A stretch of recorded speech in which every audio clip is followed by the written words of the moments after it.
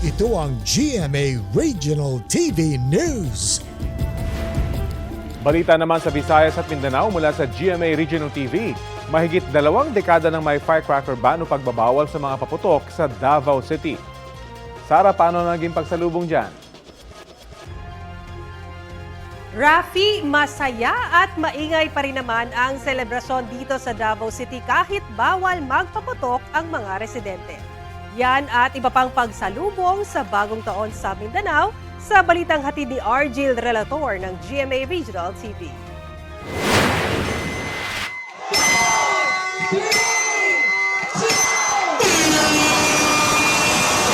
Sa Davao City, bagamat walang paputok dahil sa firecracker ban sa lungsod, masaya pa rin sinalubong ng mga Davaoanyo ang bagong taon. Pinaingay ng musika ng mga banda at party DJs ang pagsalubong sa 2025 sa isinagawang year-end countdown sa Coastal Road Esplanade. Bago ang countdown, napuno ng performances ng Davao Talents at banda ang aktibidad. Iba't ibang diskarte naman ang ipinamalas ng mga Davaoanyo upang maingay at masaya salubungin ang bagong taon.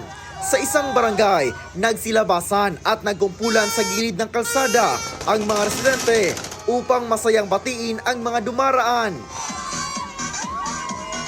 Party feels naman na nagsasayawan na ang mga magkakapitbahay na ito. Umarangkada rin ang mga naglilibot ng mga motorsiklo at tricycle na may malalakas na speakers na tila naging mobile party music. Dagdag paingay rin sa pagsalubong ng bagong taon ang mga torotot na nakagawian ng gamitin ng mga bata man o matatanda upang ligtas sa pagsalubong ng bagong taon. Sa Tagum City, Davao del Norte naman, nagsilabasan sa kani-kanilang mga bahay ang mga Tagumeños upang saksihan ang magarbong fireworks display. Isinagawa ito sa unang pagkakataon sa Tagum City Flyover. Namangha ang mga Tagumeño nang magningning ang kalangitan sa fireworks display na tumagal ng 10 minuto. Nakagawian na ng LGU Tagum ang pagsasagawa ng fireworks display sa tuwing pagsalubong ng bagong taon na dinarayo pa ng mga taga-kalapit na bayan. Bago ang countdown, may programang handog kung saan tampok ang song and dance performances ng mga kabataang Tagumeños. Masayang sinalubong ng iilang residente sa General Santos City ang bagong taon kahit may naranasan na panandali ang ulan sa iilang lugar.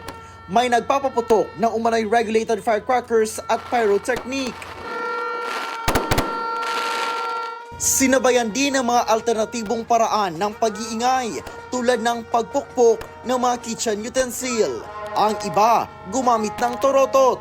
Nagmistulang picnic ground naman ang Plaza General Santos dahil sa ilang pamilya na naghintay roon para salubungin ang bagong taon. Kwento ng ilan, enjoy sila magbanding kasama ang pamilya. Mas happy kasi marami nakikita. Mas gipili na mo dere mag-spend og New Year og magkaon-kaon.